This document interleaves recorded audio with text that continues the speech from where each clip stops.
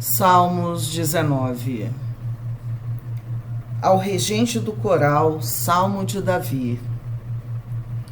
Os céus proclamam a glória de Deus, o firmamento demonstra a habilidade de suas mãos. Dia após dia, eles continuam a falar. Noite após noite, eles o tornam conhecido. Não há discurso nem linguagem em que não se ouça a sua voz. Sua mensagem, porém, chegou a toda a terra, e suas palavras aos confins do mundo. Deus preparou no céu uma morada para o sol. Dela, o sol irrompe como um noivo depois do casamento. Alegra-se como o valente guerreiro em seu caminho. O sol nasce numa extremidade do céu e realiza seu trajeto até a outra extremidade. Nada pode se esconder de seu calor. A lei do Senhor é perfeita e revigora a alma. Os decretos do Senhor são dignos de confiança e dão sabedoria aos ingênuos. Os preceitos do Senhor são justos e alegram o coração. Os mandamentos do Senhor são límpidos e iluminam a vida. O temor do Senhor é puro e dura para sempre. As instruções do Senhor são verdadeiras e todas elas são corretas. São mais desejáveis que o ouro, mesmo o ouro puro. São mais doces que o mel, mesmo o mel que goteja do favo. São uma advertência para teu servo, grande recompensa para quem os cumpre. Quem é capaz de distinguir os próprios erros? Absolve-me das faltas que me são ocultas. Livra teu servo dos pecados intencionais. Não permitas que me controlem. Então serei inculpável e inocente de grande pecado. Que as palavras da minha boca e a meditação do meu coração sejam agradáveis a ti, Senhor, minha rocha e meu redentor. Louvado seja Deus. Glória a Deus. No Salmos 19, podemos acompanhar o processo de evolução do ser humano desde as esferas celestes, no reino do Deus Pai, passando pela chegada na terra com o Deus Filho e alcançando o aperfeiçoamento do ser humano num futuro indeterminado por meio do Deus Espírito. Aí temos o passado, o presente e o futuro. Dos céus se faz ressoar a declaração da glória de Deus, como que a partir da música das esferas, e o firmamento anuncia sua obra. Os antigos que falavam da música das esferas expressavam uma realidade espiritual. Os céus não apenas iluminam, mas a partir de seus seres falam. A palavra hebraica para declarar aqui tem a mesma raiz da palavra sefer, que quer dizer livro. Os céus estrelado é o livro primordial, o livro dos livros. Nele, a humanidade antiga recebia a escritura sagrada revelada. A menção ao firmamento fala do poder da vontade de Deus. Para o cientista moderno, não é correto falar de um firmamento, pois as estrelas estão em constante movimento. Mas a antiga palavra firmamento nos transmite um mundo divino, baseado numa eterna e profunda paz e silêncio. Nele há algo que transcende nossa vivência puramente física. Assim vivenciavam os antigos. No supraterreno, um mundo de permanência, segurança e silenciosa harmonia. A partir daí, o Salmo descende no caminho da encarnação, no tornar-se carne, no mundo do tempo. Um dia faz declaração a outro dia, e uma noite mostra sabedoria a outra noite. Aqui trata-se de um processo de conhecimento que é anunciado no dia, mas só se realiza através da noite, no sono. Finalmente, o Salmo chega à Terra, em sua existência espacial e material. Mas há uma Terra que é ordenada e formada pelos céus. A linha de medida se estende por toda a Terra. O Sol nos ofusca a visão dos céus e nos remete a olhar o campo terreno do trabalho, o mundo de nosso vir a ser humano.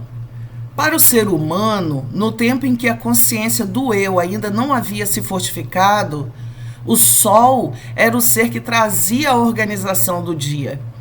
Em Cristo surge a divindade como o grande eu sou, que traz ao ser humano a força diurna da consciência. O Sol é apresentado pelo salmista de duas formas, como herói e como noivo. O herói é o ser humano excepcional que mostra aos outros o que significa, na verdade, ser humano, seguir um caminho. Isso demonstra o fato de o ser humano estar em constante desenvolvimento, em constante vir a ser. As antigas escolas de mistério também retratavam o discípulo consagrado como Heliôndromos, o caminhador solar, aquele que segue com confiança constante o seu caminho celeste. Podemos ver, por exemplo, o percurso do Cristo com a força e determinação até completar sua missão. Mas Cristo não é apenas o modelo do herói que cumpre sua missão. Ele é também um modelo do que é verdadeiramente ser humano. É o arquétipo do ser humano. Ele é um noivo. O elevado Deus Filho chama-se noivo, pois a ele é prometida a alma humana com quem, em íntima comunhão, se unirá no casamento sagrado. A imagem do Salmo para isso é: neles pôs uma tenda para o sol. A palavra grega para tenda tem a mesma raiz que a palavra morar, utilizada por João Evangelista em seu prólogo ao dizer: o Verbo se fez carne e morou entre nós. O Salmo segue adiante como um hino dedicado à lei, torna-se abstrato. Podemos dizer que no céu estrelado vivenciamos o Deus Pai, no sol o Deus Filho. A vivência do livro sagrado representa então a esfera ainda futura do Espírito Santo. E por ser sua realização ainda coisa do futuro, daí sua tendência à abstração. Embora não tenhamos uma imagem muito positiva dos doutores da lei do Antigo Testamento, podemos vislumbrar nesse aspecto de leis o bem atemporal. Isso no cristianismo, nos novos tempos, pode se tornar vivo ao interpretarmos essas 12 sentenças como uma ordenação dos atos humanos baseada num harmonioso zodíaco celeste. Isso é seguido pelas metáforas do ouro e do mel. No ouro, a humanidade sempre viu o símbolo da sabedoria. O mel sempre foi o alimento dos mistérios. Assim, um dos pastores aos quais se anunciou o nascimento de Jesus dizia ter sonhado que sua alma recebia muita doçura, muito mel e muitas rosas. No final, o Salmo volta-se para a interioridade humana com o desejo de que a palavra celeste possa também lhe pertencer, de que possamos não só ouvi-la, mas realizá-la. O ser humano chega ao si mesmo, onde não apenas ouve dos seres divinos a direção a seguir, mas começa a falar com os seres divinos. Aí ele se transforma e aprende a limpar-se da grande transgressão. Por meio do Espírito Santo, ele almeja alcançar a paz na rocha, que é o Deus Pai, nele, e na redenção, que é o Cristo nele. Muito importante frisar que no versículo 12 há uma pergunta: quem é capaz de distinguir os próprios erros? Absolve-me das faltas que me são ocultas. A palavra traduzida por erros é derivada de um verbo que significa vagar, se extraviar. Então, fazer o mal, transgredir. Refere-se aqui a divagações ou desvios da lei de Deus, e a pergunta parece ter sido feita em vista da natureza, do rigor e da extensão da lei de Deus. Em vista de uma lei tão pura, tão sagrada, tão estrita em suas exigências e tão extensa em seus requisitos, afirmando jurisdição sobre os pensamentos, as palavras e toda a vida, quem pode se lembrar do número de vezes que ele se afastou tal lei? Um sentimento um tanto semelhante é encontrado em Salmo 119, versículo 96. Eu vi o fim de toda a perfeição, teu mandamento é excessivamente amplo. A linguagem é aquela que todo homem que tem um senso justo da natureza e dos requisitos da lei e uma visão justa de sua própria vida deve usar em referência a si mesmo. A razão pela qual qualquer homem se exalta com a convicção de sua própria bondade é que ele não tem um senso justo dos requisitos da lei de Deus. E quanto mais alguém estuda essa lei, mais se convence da extensão de sua própria depravação. Daí a importância de pregar a lei para que os pecadores sejam levados à convicção do pecado. Daí a importância de apresentá-lo constantemente à mente, até mesmo do crente, para que ele seja protegido do orgulho e ande humildemente diante de Deus. E quem pode entender seus próprios erros? Quem pode contar os pecados de uma vida? Quem pode fazer uma estimativa de números de pensamentos impuros e profanos que, no decorrer de muitos anos, passaram despercebidos ou encontraram alojamento da mente? Quem pode contar as palavras que foram faladas e não deveriam ter sido faladas? Quem pode se lembrar dos pecados e loucuras esquecidos de uma vida? Os pecados da infância, da juventude, dos anos mais maduros. Só existe um ser no universo que pode fazer isso. Para ele, tudo é conhecido. Nada escapou de sua observação, nada desapareceu de sua memória. Nada pode impedi-lo de fazer uma revelação completa disso se ele decidir fazê-lo. Está em seu poder, a qualquer momento, dominar a alma com a lembrança de toda essa culpa. Está em seu poder cobrir-nos de confusão e vergonha na revelação do dia do julgamento. Nossa única esperança de que ele não fará isso está em sua misericórdia. E para que ele não o faça, devemos sem demora buscar sua misericórdia e orar para que os nossos pecados sejam apagados de forma que não sejam revelados a nós e aos mundos reunidos quando aparecermos diante dele. Que o Senhor tenha compaixão de nós, tenha piedade de nós, pecadores, e que façamos o uso adequado da tua palavra, para que não venhamos a cair em vergonha, e assim que o Senhor nos impeça de sermos lançados na chama ardente. Amém. Senhor, agradecemos por essa palavra que verdadeiramente é como favo de mel. É uma palavra que nos alimenta e que resgata a nossa confiança no Deus que criou todas as coisas. O Senhor conhece o coração de cada um de nós, Senhor. O peso que muitas das vezes carregamos por não confiarmos em depositar toda a nossa ansiedade diante de Ti. A Tua palavra diz, Senhor: vinde a mim, vós que estáis cansados e sobrecarregados, e eu vos aliviarei. E quantas vezes nos esquecemos e deixamos que as emoções falem por nós. Perdoa-nos por amor do Teu santo nome, em nome do Senhor Jesus Cristo. O Senhor Jesus já pagou um grande sacrifício em favor de nossas vidas na cruz do Calvário.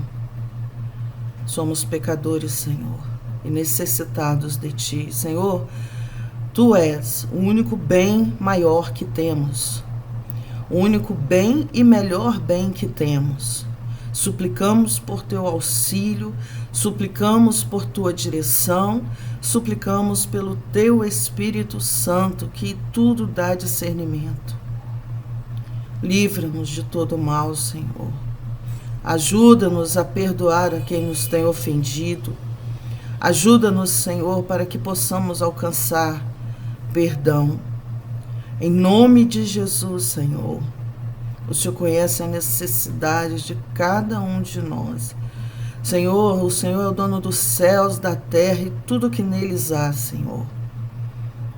Contempla, Senhor, aqueles que choram, aqueles que estão, Senhor, talvez agoniados, talvez assustados, com medo, por misericórdia. A Tua palavra diz que o amor lança fora o medo. Eu suplico que o amor do Senhor esteja em nossos corações. Suplico que o Senhor nos incline a buscar mais comunhão contigo, com Teu Espírito Santo. Suplico, Senhor, que o Senhor nos ajude a guardar a Tua palavra em nosso coração para não pecarmos contra Ti. Pai, por favor, instrua-nos, orienta-nos. E, Senhor, purifique os nossos lábios para que venhamos, Senhor, a proferir palavras apenas para falar de Ti, do Teu zelo, do Teu poder, da Tua confiança, que o Senhor é Deus sublime e poderoso. Obrigada, Senhor, por ter enviado o Seu Filho amado, nosso Senhor e Salvador Jesus Cristo. Obrigada, Senhor Jesus Cristo, por ter deixado o Espírito Consolador em sua ascensão, que hoje estás assentado à destra do Pai. Espírito Consolador, perdoa nossos pecados, em nome de Jesus, esteja conosco. Ajuda-nos a refletir melhor sobre os nossos próprios erros. Tem compaixão de nós, Senhor, limitados, inconsequentes. Transforma-nos e ajude-nos a realmente, Senhor, sermos imagem e semelhança de Ti. Ajuda-nos, Senhor, a agirmos com justiça, lealdade e equidade. Manifesta o Teu poder sobre nós, a Tua luz sobre nós. Senhor, as festas de fim de ano estão chegando. A intenção e o sentido é o nascimento do Senhor Jesus. Que o Senhor Jesus verdadeiramente nasça no coração de cada um de nós. Que tenhamos discernimento, paciência e paz, Senhor, em nossos corações. A paz que só o Senhor, através do Teu Espírito Santo, pode nos conceder. É no nome de Jesus, Senhor, suplico. Cura a quem precisa ser curado. Auxilia quem precisa de auxílio. Senhor, dê pão a quem precisa de pão. Deus, o Senhor é o pão vivo. E aquele que comer de Ti jamais terá fome. E aquele que beber de Ti jamais terá sede. Por favor, Jesus, ajuda-nos nesta hora. Ajuda-nos. É o que suplicamos, crendo que o Senhor é Deus vivo, crendo que o Senhor é Deus que responde à oração, crendo que o Senhor é o nosso Deus, que o Senhor nos fez com amor para um futuro de paz e tranquilidade com o Senhor.